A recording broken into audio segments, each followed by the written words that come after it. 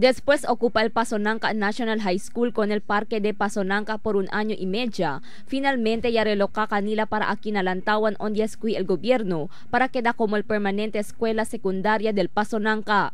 Pero aunque tiene permanente lote donde está el maga estudiante del Pasonanca, no hay pa terminal construcción del maga edificio y classrooms na lugar. Este día principia ya el enrollment del maga estudiante, pero aquí temporariamente na magatolda sila taokupa. Según pa con el principal, Jonathan Silao, aquí na magatolda esperanza conduci sila con el klase na abrida del klase este Junio.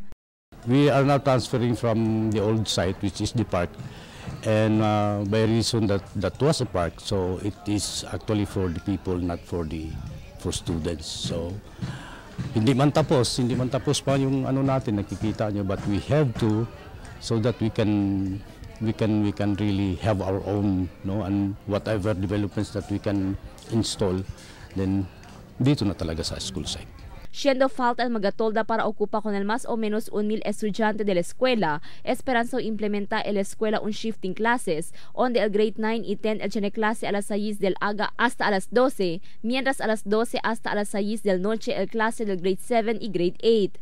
Según con el DPWH, el precura según sila acaba con la construcción del 3 piso con 16 classroom edificio de la escuela adentro este año. A ver puede ocupar maga estudiante na mes de enero na otro año.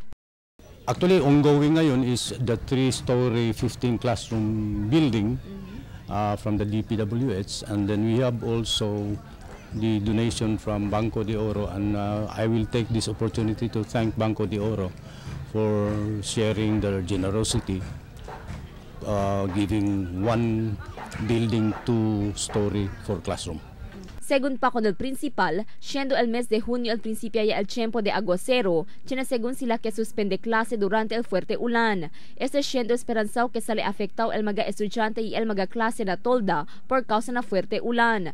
Tapela ahora el principal na maga oficiales mayores y maga buen samaritano para darle kanila asistencia por medio de maga facilidad y preparación na lugar. Crystal Almonia, Dateline Zamboanga.